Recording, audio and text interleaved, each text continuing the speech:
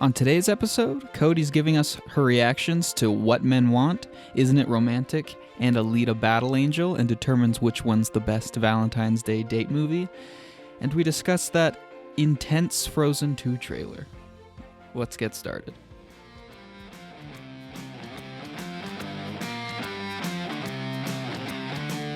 This is Off the Break Podcast, presented by Silver Screen Insider.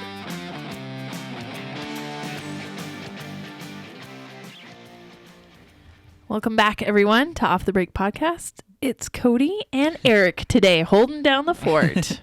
Kyle's off in sunny California. Yes. Well, I don't know if it's sunny everywhere. Well, it's warm. It's going to be a lot warmer than There's here. no snow there. It snowed here last night and drifted.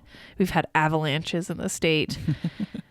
Yeah, it's a tundra. It's a blizzard tundra up here. And he went. Just another day. He and ran had to run off. away. Yeah, he ran off to California. So I hope he's having fun there. We miss him. Mm-hmm. And he'll be gone next week, too. Yeah. Whole Man, lot that of sounds vacationing. nice. Anyway, this week we finally had movies to go see. Yeah, Cody's been busy. I saw a lot of movies this week. I went to 3 films. I went basically almost every night of the week. It was wonderful. Yeah, I mean, what was the order you saw them in again? So the first one I saw was What Men Want. Oh, yeah. Because it actually had come out last weekend, Mm-hmm. the weekend before last, on the 8th. February 8th. Yeah, that's right. And I missed it that weekend. So I had to catch up with that. So I saw that Monday night. Tuesday night was my night off from movie going. So I did my children's Valentines that night. Oh, yeah. Wednesday, Isn't It Romantic opened. So I went to see that opening night. And then Thursday, Alita Battle Angel opened. And I went and saw that. I feel like one of those 3 movies isn't like the others. None are like them all, but they are all date movies. Yeah, I guess. So we can get started with What Men Want. That's probably I don't know. I don't even know if it's my least favorite. I think I enjoyed it more than Alita, to be honest with you. Oh, really? Alita might be my least favorite. Oh. But so with What Men Want, though, it wasn't quite what I was expecting. I mean, it was the story I was expecting, but Had you seen the Mel Gibson one? Yeah, and really Okay. liked it. Always thought it was really funny, and I don't even. But it was so long ago. I didn't have high expectations or anything, so I don't think it was. My expectations weren't met. It was just that her character, Taraji P. Henson's character at the beginning, was so cruel. Like, she was just so mean to her assistant. Totally unlikable. Yeah, to the other people in her office, and she was. I get the character was trying to do that, portray herself in a way that she's tough and mean and she's not going to get pushed around. Yeah. She wants to be one of the boys in the boys club. Yeah. But it just came across like vindictive and I don't know, just Like, maybe you don't deserve to be in love. yeah. Well, maybe there's a reason why you're not getting promoted. Maybe no one wants to work with you and it's not because you're a woman. It's because you're kind of a jerk. Yeah, a big jerk. But that allows her to grow and change over the course of the movie. Sure, she does at the very, very end.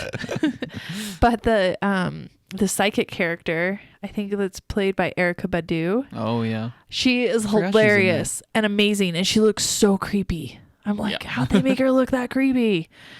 But I loved her nails. I loved her like accent. I loved the weird thing she said. I was like, I need more of her in it. And the assistant was great, and the other characters were pretty good in it. She just, I don't know, it was just kind of so mean that if you laughed because the funny lines were like when you roast somebody, you know, when you're like making fun of them. Yeah. And it's funny, but it's mean. I didn't really need that. So Does that go on for a while? It goes, that's the whole movie. Jeez. Is that like snappy one-liners that are like cruel. Mm-hmm. And then she like tells her assistant he'll never be an agent because she's a sports agent and stuff. And yeah, because that's kind of the whole crux of the film is she's trying to sign a certain athlete or something. Yeah, she is part of this sports agency, and she's one of the agents and probably the most talented agent that has the most like female gold medalists and things like that, those type of athletes. But she wants to become partner, and she gets overlooked for partner for other men, like probably men that aren't on the surface as successful as she is by numbers, just like not qualified. They don't deserve it. But there's more to making partner than just the numbers. It's who you want to work with, and she's terrible. And then the guy tells her, well, you don't really understand men. And she so to prove that she does, she wants to go out and land the number 1 NBA draft pick kid. Okay, yeah, like the big up and comer kind of. Yep. And then his dad is played by I've just gone blank on the name. Wait, 30 Rock, Tracy Morgan? Yeah, Tracy There Morgan. Thank you. I'm like, I can picture him in my mind. I just went blank on the I name. haven't seen him in a while. Yeah, and he was good. He wasn't like he kind of does his Tracy Morgan thing, but he was funny in it. It was good to see him back. So he was great. And he's like a LeVar Ball dad type where he's trying to trademark everything, and he controls a lot of the aspect of his son's life, but it's all about family and love with him. So she's manipulating them to try to land this, and she pretends to have this family, and she uses this really great guy and his son who is like the cutest little boy. So I was like, you stay away from them. You're cruel. How does she ultimately get the ability to hear men's thoughts? She drinks drug-laced tea from the psychic lady, goes out, and then hits her head really hard. Oh. Yeah, and then to lose it, she gets drugged and knocks herself out? Yeah. Oh. On the dance floor. Okay. There's a giant inflatable penis involved. Oh. It's a bachelorette party. Oh, of course. Makes sense. I feel like that's what all bachelorette parties do, right? Sure. Sure. I didn't have one, so because we had a destination wedding. That's why. It's not because I didn't have anybody at my wedding or anything. Friends. Yeah, it wasn't like that. I guess mine was I spent, with my in-laws. We went out to dinner. It was very lovely. A nice dinner, then went home and watched a movie. Yeah, went back to the hotel, and sounds like the best kind of bachelor party to me. Yeah, it was nice. No inflatable penises at mine. That would have been weird in front of my new in-laws. But so she hits her head and she can't hear thoughts. And some of the funniest parts are when she can hear the thoughts of other people. You just don't get it a lot. Like I wish I could have had even more of when she could hear other people's thoughts. Yeah, because that's kind of like the whole hook of the entire premise. Yeah, I mean, you do get like everybody in the office, and she discovers like a love interest for her assistant, which is kind of fun, and she does the whole poker night with the other guys trying to get in them. But other than that, it's not. It could have been more. Could have been way more funny things. It's just kind of like that one trick pony kind of joke thing, like, oh, she knows what they're thinking, but they don't know she knows. Yeah, but the assistant figures it out because she tells him. And stuff. So, and then you realize why the assistant would be a really good agent. Like, I don't know. It's kind of predictable, but I mean, yeah, I feel like it's kind of natural for rom-coms to not be the most surprising things. Yep. It's like, what? She ends up happily ever after? There is like a nice little twist at the end where I'm like, oh, I didn't see that coming. So, but that involved another character. It was kind of good. Not a big deal though. Had nothing really to do with the story. I just got excited over it. So cool.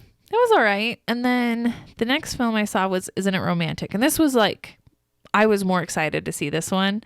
This was the one, if I had to only pick one this week, that's the one I was going to go see. I love Rebel Wilson. I think she is hilarious. I just love her. Is this her first movie where she's like the lead? Like the lead? I would say where she's more of the lead, yeah. Okay.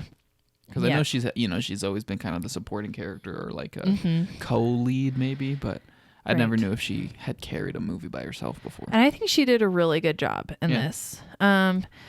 So she plays this girl that grows up. Her mother has convinced her that romantic movies are lies and they don't, to just not believe them, don't like them. That's not how real life is. And so she hits her head after being mugged and wakes up like in her own like romantic comedy world. Both of these movies have the main character like Oh, she totally assaulted and then getting knocked unconscious. Yeah. She runs into a pillar in the subway, just bam, knocks herself out. Jeez. After she was and mugged. then they get magical powers. Yeah. And hers Weird is, and this world is so funny. It's like clean and it's pretty, and all the romantic comedy stuff is hilarious. And Liam Hemsworth plays like the like mean love interest that is supposed to she thinks she has to woo, but in before that he was like the client that was treated her like she was nothing, and then he becomes Prince Charming in her dream world. And that scene from the trailer, he's like, "You're quite beguiling." He says that over and over again. She's like, "Do you know any other words?" Just the way he says it's hilarious each time. Those Hemsworths, they seem to just be naturally good at comedy. Yeah, I don't know if it's like they kind of have a twinkle in their eyes or what. It's like got good comedic timing. Yeah, he was great in it, and I really enjoyed his character. And then he turns out to be like the wrong guy at the end, like not what she wanted. Because the best friend that was under her nose the whole time is really her true love, and she figures that out. That's surprising. And there's a little twist at the end, and but she ends up with a guy. It's a romantic comedy at the end of the movie. Didn't you just describe this movie? Yeah. Yes, she ends up with the right guy at the end of the movie. Would you say it's just overall like better than What Men Want in every way? It was funnier. I think it's fair to compare them. They're, rom-coms. Yes. I think it was funnier. The lead character was more likable. Yeah, that's kind of a big thing. Because she wasn't your audience doesn't like your main person, then not really going to be along for the ride. Yeah, she wasn't a mean person, and she just was closed off. Yeah. Whereas Taraji P. Henson's character, she was just mean. She thought she had to be mean to get ahead. Yeah.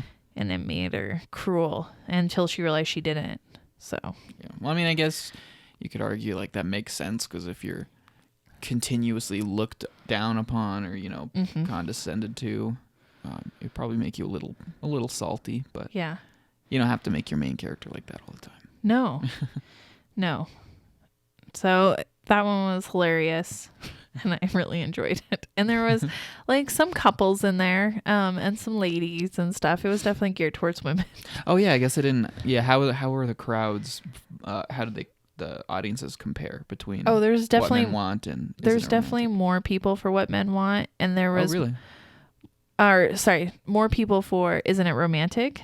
And there were more like groups of ladies, whereas it was only couples and me, like a weird alone person with just couples and What Men Want. It was really kind of awkward. Yeah, well, I mean, I guess you didn't see that like opening night, so that would probably change things. But I felt like a seventh wheel. There was a couple other couples in there, and then me. Like, I should just leave here so these couples can have a good time. Yeah.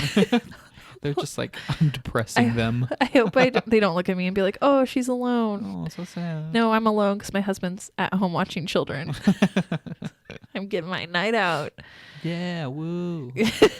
Living it up. Yeah.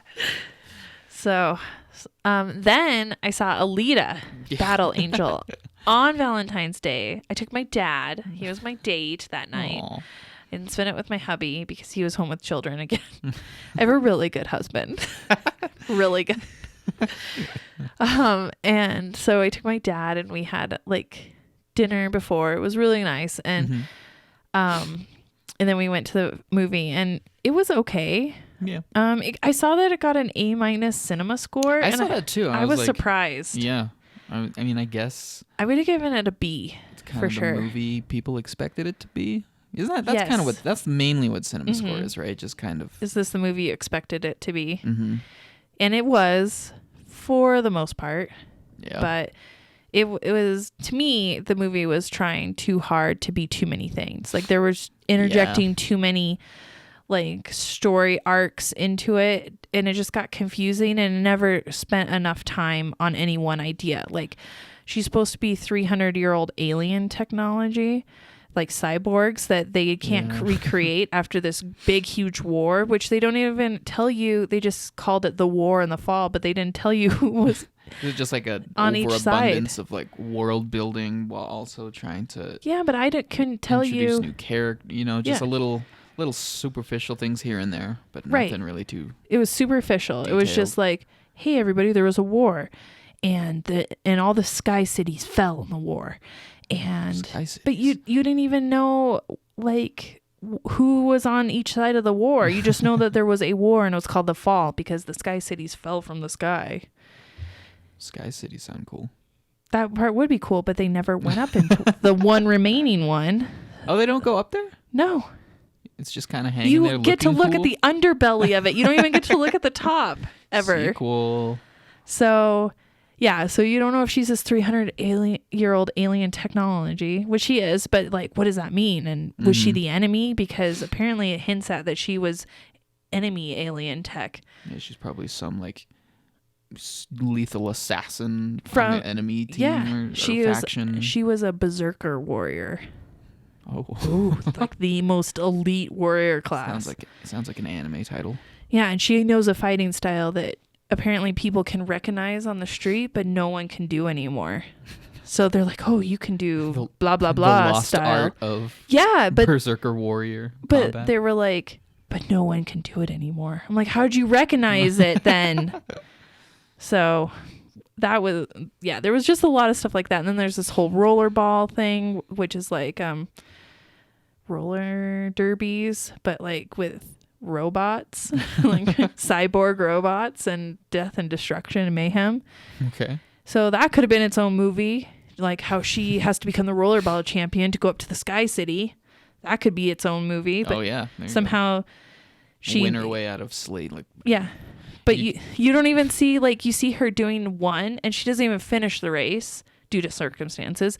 And then all of a sudden at the end of the movie, it's implied that she did a bunch and now she's going to be in the championship race because she's going to make her way up there. See, based on all of the marketing and everything, I never even knew there was a thing called, what's it called? Rollerball. Rollerball? Yeah. Rollerball. Yeah. See, I never even knew that was a part of the story. You can see it in the trailer. It's definitely a clip of it is in the trailer, but it just like, because there's a stadiums and then there's like this tube track thing. Yeah, based on the trailers that we got and your descriptions, now that I think about it, I never really even knew what the story was supposed to be. Yeah, and I'm I'm not it's even just kind of like, oh, she's probably a cyborg, but she doesn't know who she is. Right. You And know? I'm not done yet. Then there's this whole hunter killer who, because after the fall, there's no police anymore. Society has been remade. Oh. So there's no police. So there's basically bounty hunters. And I see. so she Guns wants to for become hire. a bounty hunter because apparently she's very honorable and she's programmed to be like to stop violence when she sees it. And there's alludes to that a little bit, like in her inner programming, that she has to stand up to evil. So she wants to become Has this code. yeah, but she has to become this bounty hunter, and they have their own codes. And then some of the bounty hunters are evil, and like and one of them tries to kill her love interest, and she has to take him down, but she doesn't take that She one has a down. love interest too. Yeah, and then there's this love interest because she falls in love with a human. Is that like the first human she sees, aside from The doctor. the doctor? Yes. I feel like that's a weird trope. Mm-hmm. you I know. Her first friend. The She's- first guy you meet Yeah. all of a sudden. Yeah. Yeah. And there's this whole weird, like, he falls in love with her, she falls in love with him, but he's secretly, like, not the best person in the world. Ooh, he's got a shady past. Yeah. Well, he does some shady things, but it's Ooh. because it's a dog eat dog world in there, and do you've what you got to gotta do do. what you got to do. Yeah. And so then she finds out about his evil, his bad ways, but he was like, but I was changing for you. And then Yeah. there's that whole thing. And then, and then there's this whole like relationship with the doctor. Mm-hmm.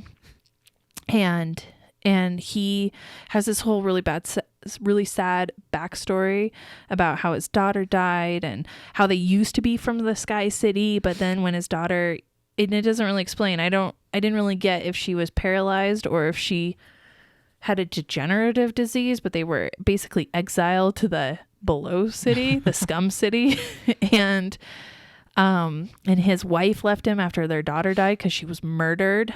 And yeah, and she then becomes kind of this evil woman who just wants to get back to the Sky City and will stop at nothing to get back there. So there's her whole story. There's like 7,000 little storylines. I know. Then the doctor, you find out, you think he might be a murderer because all these girls get murdered at one point. And no, he's actually a hunter killer. And that's how she wants to become one, because he is actually going out to she's like, get the bounties. Me. Yeah. I could help you. We could do this. Because obviously, this we haven't clarified yet, but this is an adaptation of a manga series. And I wonder how many like issues there are, or if it's like so many manga series can run like hundreds of volumes. I don't know the source material, but it sounds like this movie, the original source material was like a big, sprawling, epic story. Yeah. And this movie's just trying to, take what little it can from every component. Exactly. And cram it in. And I'm like, it really should either be a story. She can be alien tech, but you don't find that out until the end. Or you find that out from the very beginning, and then you find out that rollerball at the end is probably her way to go, and then you explore that in the next story. But you just don't need to explore all these things at once in this. Yeah, it just keeps going on, and you're like, is she ever... It just teases you with a little bit of here. Oh, here's a new story development. Here's a little tease there. And you don't know who the bad guy is. And then but you hear his name early on, and you're like, oh, Nova's the bad guy. Okay. And then you find out in her flashbacks, when she starts to remember who she is, that she was supposed to kill Nova. That's her mission. Ooh. But she's 300 years old. And Nova is like a current guy now. So you're like, what's Nova's backstory? There's just all these questions and these characters. I just, I don't know. It just needed better editing. It needed to be more of cohesive. Yeah. Like, this is the story. Pick several storylines and see them all the way through instead of dabble in like a dozen different ones. Mm-hmm. So, but that's why I was so surprised it got an A- cinema score, because I'm like, I don't know. Maybe these people. Maybe I'm just super confused. I didn't really know what I was watching, but everybody else did. Maybe they're all just diehard fans of the source material. I do want to say though that even though the editing and the story weren't, in my opinion, very good and very chaotic, the action sequences were amazing. She looks so cool, and you get so behind her. Like, you really get into her character, you really get into everybody's character, and her fight scenes are just unbelievable. Like, I enjoyed watching her fight so much. It looked like an anime, like a live action anime should. Yeah, no, that's crazy, because studios have been struggling for so long to try and adapt anime to like live action, and I think they did a great job. The first trailer came out, people were like, "Oh, that looks weird, anime eyes." But here it is, and and her anime eyes don't bother you at all. Oh, I'm sure they're just part of. They're just who she is. Yeah, and then when she has flashbacks, those people have anime eyes, and it kind of makes more sense. That's why I needed more flashbacks. Like, everybody had anime eyes from her homeworld, like whatever. She's like 300. Yeah, she's 300. Okay. She's an alien tech, so like. Jeez. Yeah, it was really cool. Like, so there's really good elements in there. Like, I am actually super excited. I want to go Google what the source material is so I can figure out what the heck, like, all of those stories meant. Yeah. Jeez. I'm going to have to do that. I'm trying to check that out this weekend, so hopefully I won't be too lost knowing this going in. No. Try and brace myself. Maybe you'll see it and you'll be like, I don't know what you saw, Cody, but that was fantastic. It wouldn't be the first time that's happened. Yeah, I gave away some of the story to Erik earlier, but I think there's enough story there. You could still be surprised. Oh, man. So, yeah. I would say out of the three, I enjoyed Isn't It Romantic more, because it was just easy to consume, lighthearted, fun. Exactly what you wanted. Exactly what I wanted. Happy comedy. Alita probably would be my second, only because the action sequences were so good, and I'm intrigued. Like, part of me now is like, I want to know the backstory. Yeah. Although I just feel like they kind of made it in a way that alluded to all this stuff happening in a sequel, and I don't know if the sequel is going to get made. And so I'm like, why am I watching this movie when apparently the best parts are going to happen in the next movie? Yeah, it'll be interesting to see how it performs, but maybe with that big fat A- cinema score. Yeah. Obviously people aren't like, this is garbage. It's probably just very like niche kind of film. Yeah, I don't think it's so sci-fi looking that you're just not going to get the casual moviegoer to it. That's probably a big part of it. I mean, if those trailers, I mean, like when are hunter killers, is that the name of like those half human I think so. robot? I think weird that's what thing? it is. Yeah. Like they just looked so out there and kind of disturbing. Well, they're cyborgs, but most of them become hunter killers because how else are they going to be employed? That they live off those bounties. Oh, and I got to warn everybody, a dog dies in it. Oh yeah. I got to tell people that. Trigger warning. The dog dies. The dog, a really cute little doggy dies for no reason. It's probably a bad guy. Just a bad guy showing how bad they are. A bad guy does kill the dog in front of all the bounty hunters. And no one, Jeez. and they're all so scared, no one fights him. I'm like, come on, he killed the puppy. Avenge him. Yeah. But Alita avenges him because she's good. Alita goes after the dog killer. Jeez. Yeah. Oh yeah, that's gonna be a lot to unpack when I go see it. I told Erik, I was like, if you take your girlfriend, warn her that the dog dies. Don't get too attached to that dog. Cover your eyes. Oh man. Well, nice wide variety. What kind of wide variety of films? I'm excited to check out Alita. Probably won't see the other two, but no, that's okay. I did it. The only other one you maybe need to see is Happy Death Day because I don't do horror. So that's like barely horror. It's like comedy with jump scares. No, thank you. I don't need that. People still die in it. It was hard enough. Seeing robot cyborg half with human faces die. Yeah, but they'll come back the next day. Some of them don't, though. Oh, is that so? Yeah. They actually really do die. I don't know how, like, the rules of the world work. You mean in Happy Death Day? Yeah. Sorry, I was talking about Alita. I don't know. No. Yeah, she just keeps dying and replaying the day over and over again. Mm-hmm. It's a Groundhog's Day. Those deaths don't mean anything. It's fine. Yeah. Ugh. Ugh. Oh, well, the other thing we have on to talk about is that Frozen 2 trailer. Oh my God. I was not expecting that. That came out of nowhere. Anybody nowhere. was expecting that. Yeah, first of all, it just came out of nowhere. It's like, oh yeah, this is happening. This is one of Disney's like 36 billion movies that are coming out this year. But then just the tone of it was like, there's no words, nothing said, nothing spoken. It's just this gradual building dramatic, like orchestral score and just... I don't even know how to describe it. Just like really intense action scenes. Right. It looked like, it kind of reminded me of like a Lord of the Rings high fantasy adventure. Yeah. It's like, when did Frozen turn into like the ultimate showdown for the fate of the kingdom?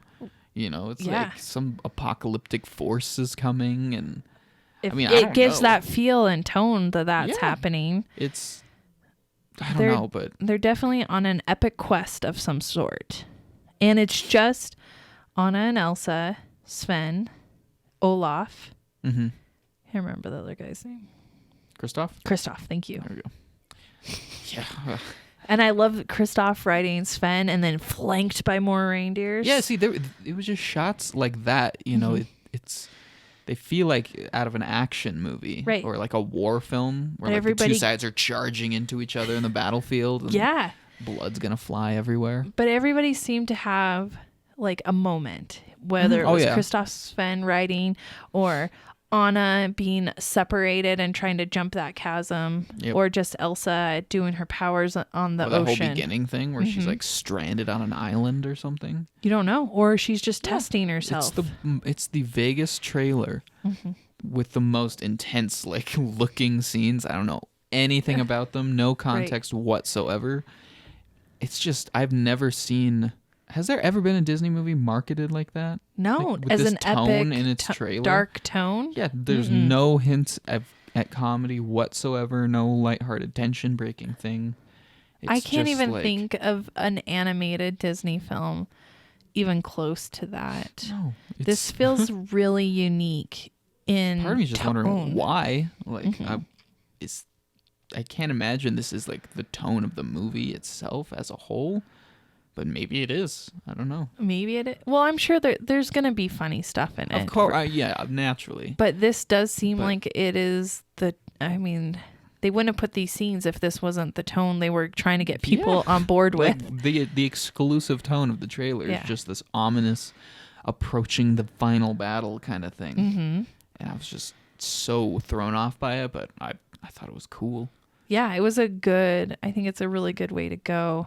That animation is crazy. It's so beautiful, isn't it?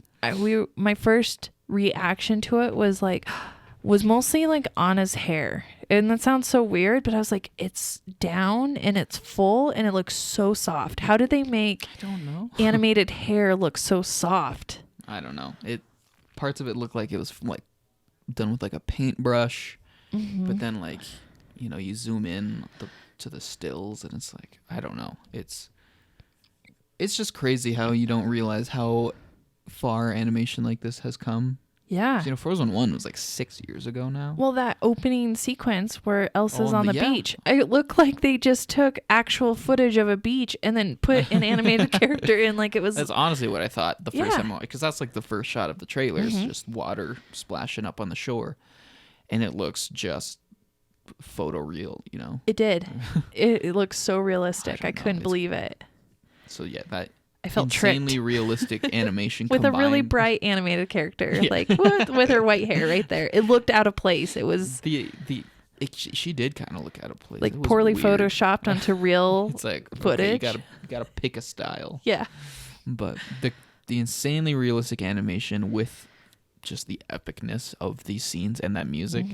I thought I was watching like a trailer for like Game of Thrones or something. Yeah, high fantasy like Lord of the Rings. So I mean, it has me super excited. I'm eager to know more, but it's probably going to be a while before we get another sort of trailer. I'm shocked we even got something now. Yeah, they're just going to let us sit with this like, what is this movie? Right. And then we'll be reminded of it because I know that they probably released the trailer because they wanted it in time for Captain Marvel. Oh yeah, I'm just going to play Captain beforehand. Marvel is going to open to be so big. It's tracking to open over $100 million.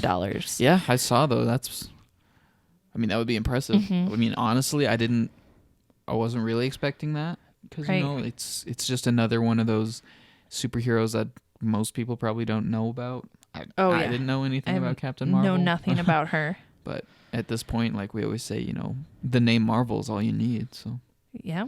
And people are like, oh, she's supposed to be like the game changer in Endgame, right? Right. So let's go check her out. We better see this one before that so we know what's going on.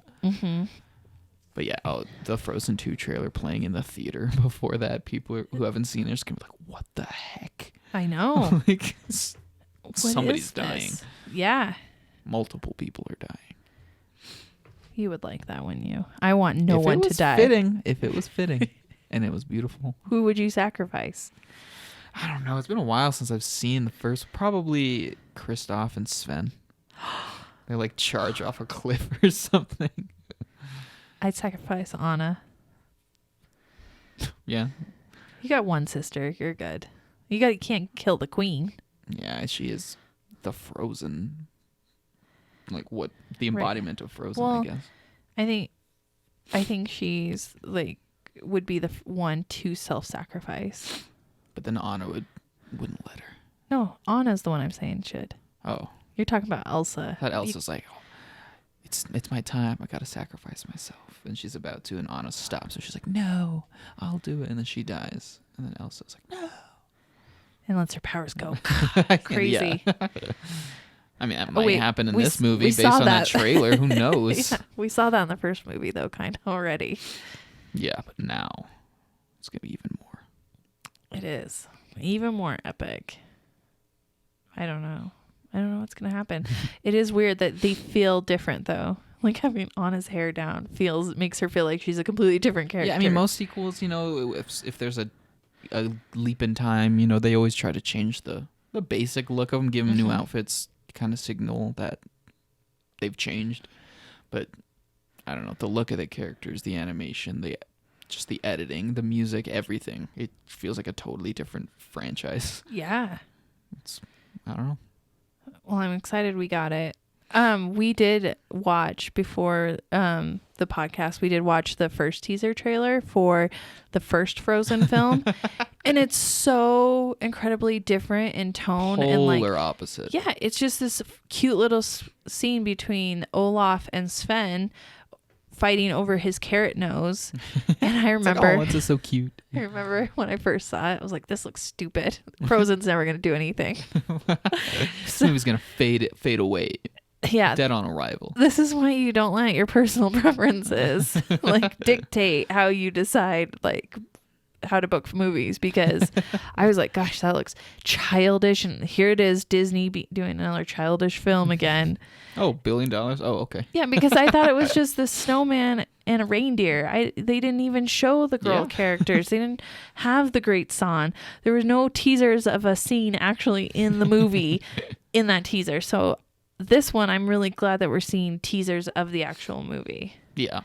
No, it is as detached from any sort of context as they are. Mm-hmm. They are hopefully going to be in that movie.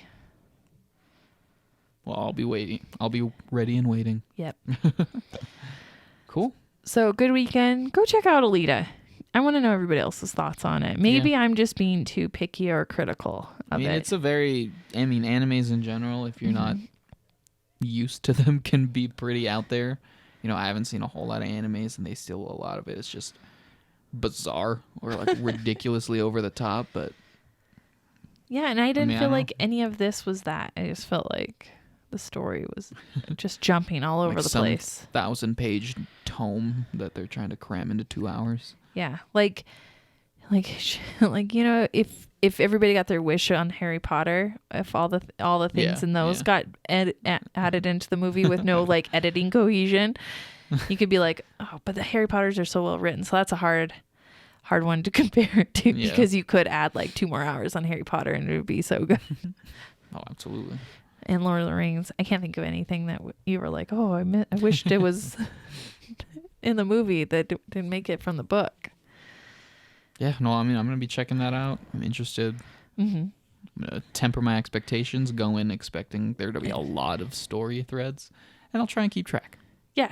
I'll do my best. Fill me in when you get back, okay? Because I was apparently lost, like I had never seen a movie before. I'll do my best. All right. Well, everybody, stay warm. We're still expected cold Kyle's temperatures. Probably warm. Yeah. He's probably warm wherever he is. He's probably in like only 60-degree weather, but he's probably wearing shorts and they're all bundled in sweaters. Like, weirdo, what are you doing? He's like, it's so warm. You have no idea what I've been used to. Yeah. It's like 20 below weather here. Yeah, well. Have a good weekend. Have a good weekend, guys. Go to the movies. Yep.